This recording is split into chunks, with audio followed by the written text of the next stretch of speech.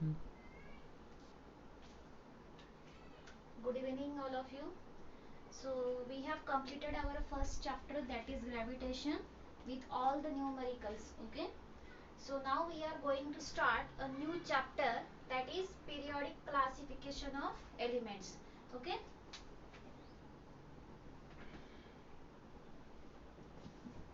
Periodic classification of elements. Why we need to classify the elements? हमें classify करना क्यों जरूरी है एलिमेंट्स को? सबसे पहले हम देखेंगे एलिमेंट्स क्या होते हैं, एलिमेंट्स कैसे फॉर्म होते हैं. ठीक है. What is in the atom, what is in the elements, what is in the molecules, and what is in the compounds. These are all the basic things you have learned in the previous standard also. But once again I repeat, atom means these are the smallest particles of an element. Okay. Then elements are which are formed by only one kind of atoms. They are called as the elements. Okay. Then molecules, how the molecules are formed? Molecules are formed when the elements are bonded by a chemical bond. They are called as the molecules. Okay. Then the compound means when two or more elements they are bonded together, they are called as the compounds. Okay. So these are the very basic things. Now periodic classification of elements. Classification means what? They are divided into the different type of group. So why we need to classify the elements? Because there are so many elements. So many means that is 118 elements in our periodic table. So it is not possible to study each and every elements individually. So we classify them according to their physical and chemical properties. So we need to classify them. Okay. Do you got it? Why we need to classify the elements? Because there are total 118 elements in our periodic table, and study of each and every element is not possible individually. So we classified them according to their physical and chemical properties. ठीक है. Then periodic means, what is in by periodic? Periodic, that is pattern, or you can say that interval.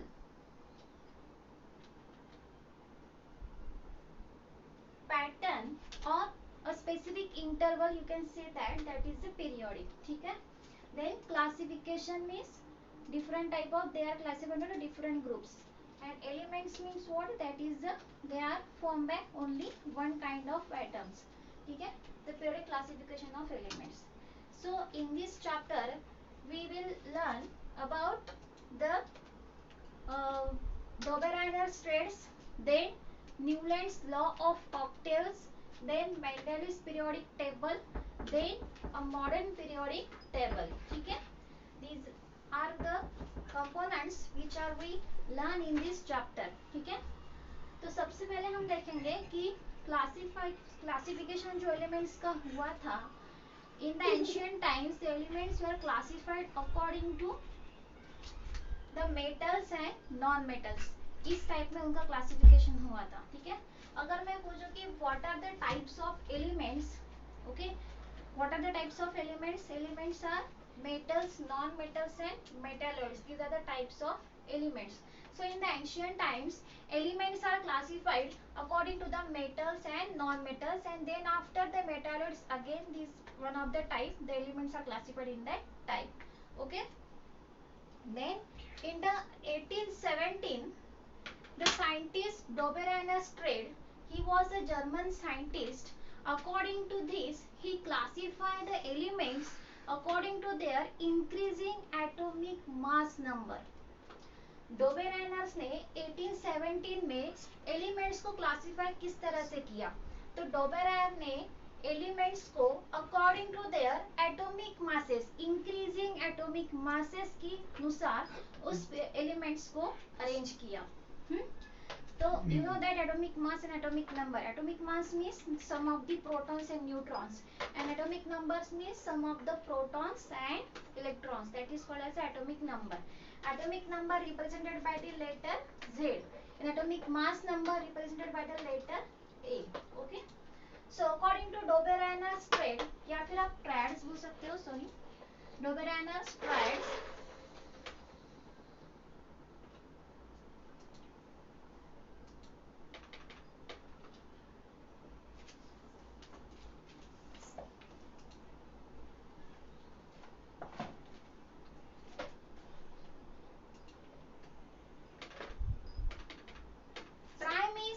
classified elements into the three groups, so it is called as a trie. ठीक है, डोबेराइनर्स ने elements को तीन तीन group में classify किया. जैसे for example के लिए हम लेते हैं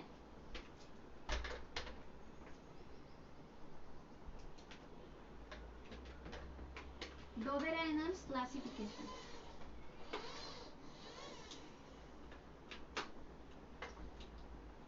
ठीक है, so for example lithium, sodium, potassium. Okay, these are the three elements, so it is called as a triads. Okay, so what are the atomic masses of these elements? So lithium, it has a mass, atomic mass is a 6.9. Okay, then sodium has atomic mass number 23, and the potassium has atomic mass number that is 39.1. Okay, so according to their increasing atomic masses number, he arranged the three elements into the three groups, so it is called as the Dobereiner's triads. Okay, तो इसने क्या किया Dobereiner's ने कि lithium, he take the mean of first and the third elements, मतलब atomic number of lithium that is a 6.9. okay, then potassium atomic number is a 39.1. okay, so take the mean of these two. okay, so what will it comes?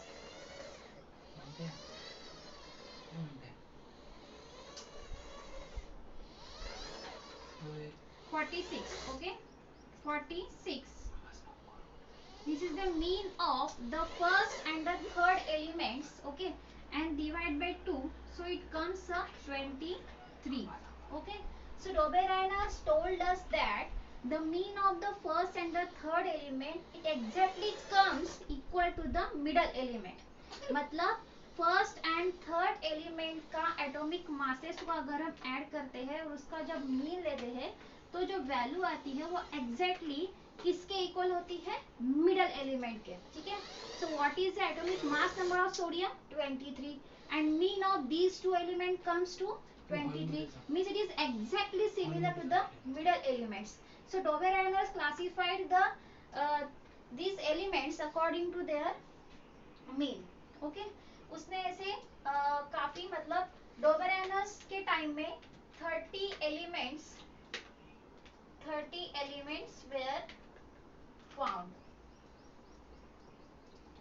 okay, but after some time of interval, this डोबेराइनर्स classification was not work out. ठीक है ना, मतलब डोबेराइनर्स का classification जो था ये हर एक elements के लिए अप्लीकेबल नहीं हुआ. ठीक है, उसने कम से कम 30 एलिमेंट्स जो थे 30 एलिमेंट्स के लिए उसने ये वर्कआउट किया, बट आफ्टर दैट जो भी एलिमेंट्स डिस्कवर हुए थे उनके लिए डोबेराइनर्स ट्रेड्स वर्कआउट नहीं हुआ. मतलब जो रूल्स उसने यहाँ पे लगाए थे कि एटॉमिक मासेस के अनुसार एलिमेंट्स को अरेंज किया जाए, मतलब उनके इंक्रीजिंग नंबर से. जैसे फॉर एग्जांपल लिथियम का एटॉमिक मास नंबर है 6.9, देन सोडियम का atomic mass number is 23, and potassium has a 39.1. so this is the increasing order. ठीक है, so all these मतलब डोबेराइनर्स arrange the elements in the increasing order of their atomic masses, but it is not long lasting term. ठीक है ना, ये long lasting नहीं चला उसका जो टर्म था या फिर उसका जो ट्रेड था. ठीक है, उसके बाद आए न्यूलैंड्स लॉ ऑफ ऑक्टेव्स. अभी न्यूलैंड्स जो साइंटिस्ट थे, he was a English scientist, and in the 1866 में उन्होंने एक पैटर्न लाया. क्या पैटर्न था न्यूलैंड का? जैसे डोबेराइनर्स का पैटर्न था कि 3 एलिमेंट्स उसने एक ग्रुप में रखे. जैसे फॉर एग्जांपल एक ग्रुप है तो एक ग्रुप में 3 एलिमेंट, दूसरे ग्रुप में 3 एलिमेंट, एंड तीसरे ग्रुप में 3 एलिमेंट्स. ठीक है, तो इन 3 एलिमेंट्स में फर्स्ट एंड थर्ड का मीन, फिर उसके बाद जो एग्जैक्ट वैल्यू आती है वो किसके इक्वल होगी? मिडल एलिमेंट के. So this was the Dobereiner's triads. What about the Newlands law of octaves? तो न्यूलैंड्स लॉ ऑफ ऑक्टेव्स में उसने एक पैटर्न हमें दिया. जो पैटर्न था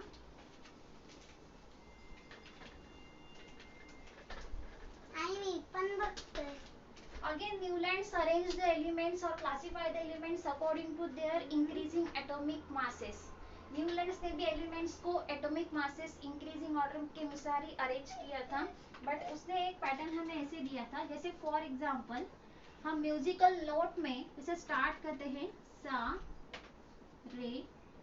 ग म प ध नी. ठीक है, these are the 7 notes. First, second, third, fourth, fifth, sixth and 7. ठीक है, तो सा रे ग म प ध नी and after come back it comes a sa. ठीक है, so this is the 8th note which is similar to the first one note. So Newlands का ये कहना था कि every 8 element shows a similar property to the first element. मतलब हर एक जो 8th एलिमेंट है, मतलब 8वां एलिमेंट है, उसकी प्रॉपर्टी फर्स्ट एलिमेंट से सिमिलर है. ये हमें ट्रेंड दिया. ठीक है, इसीलिए उसे बोलते हैं law of octaves. Oct means 8. ठीक है, so every 8 element shows similar property. किससे सिमिलर है? Similar to the first element. Okay, so next example हम लेते हैं यहाँ पे. क्या?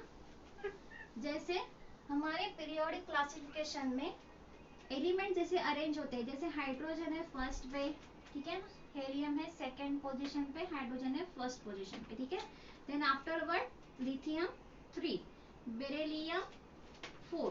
ठीक है, boron 5.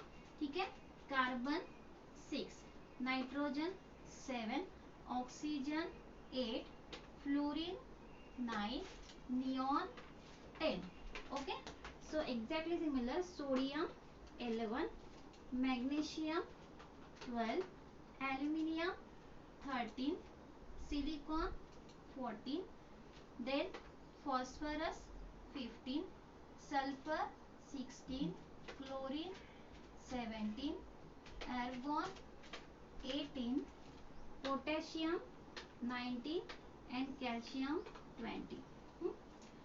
So in the Newlands law of octaves, Newlands के केस में जब 1866 में 56 elements were formed.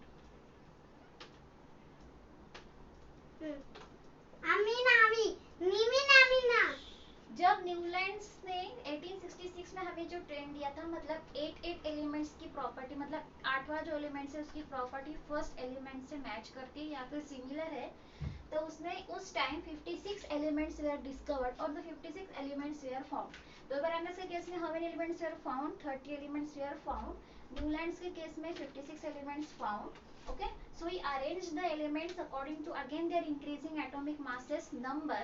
Okay, but जैसे देखो अभी यहाँ पे कि 8वें एलिमेंट्स की प्रॉपर्टी फर्स्ट एलिमेंट से मैच होती है. तो हम जैसे फॉर एग्जांपल लिथियम लेते हैं. लिथियम यहाँ से काउंट करो. लिथियम आप पे लिथियम से 8 नंबर आपको काउंट करने हैं. ठीक है, this is the first, second, third, fourth, fifth, seven, second, third, fourth, fifth, sixth, seven, 8. ठीक है, जैसे अभी हमें एग्जांपल लेना है, जैसे लिथियम है तो लिथियम को आप छोड़ दो, उससे आपको 8 आगे 8 एलिमेंट्स आपको काउंट करने हैं. ठीक है, first, second, third, fourth, fifth, sixth, seven and 8. मतलब लिथियम एलिमेंट्स के जो भी कैरेक्टरिस्टिक्स है या फिर जो भी प्रॉपर्टीज है वो किससे मैच होती है? सोडियम से. ठीक है, so lithium, the physical and chemical properties of lithium is exactly similar to the sodium elements. Then beryllium and magnesium, these are the chemical properties similar of beryllium to the magnesium.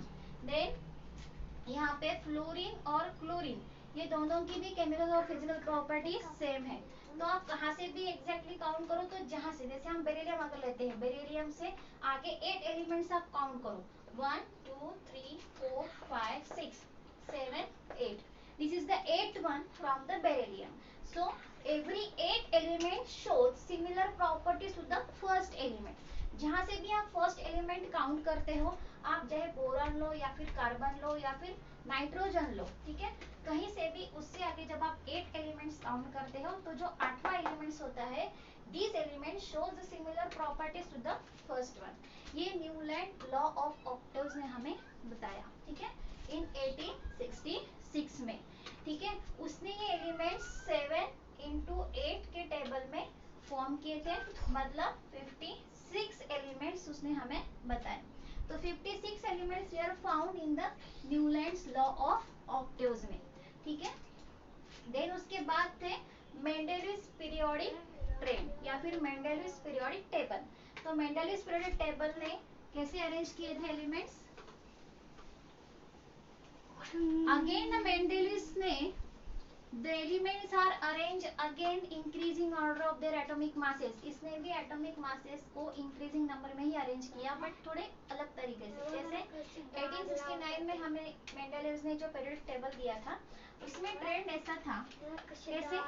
जैसे for example एक element से उसने first element जो discover किया था उसके बारे में सारे डिटेल्स उसने एक कार्ड पे इंफॉर्मेशन रखी, मतलब उस एलिमेंट का सिंबल क्या है, ठीक है, देन उसका नंबर क्या है, ठीक है, ये सारी उसकी फिजिकल केमिकल प्रॉपर्टीज क्या है, ये सारे एक कार्ड पे उसने लिख लिए, ठीक है।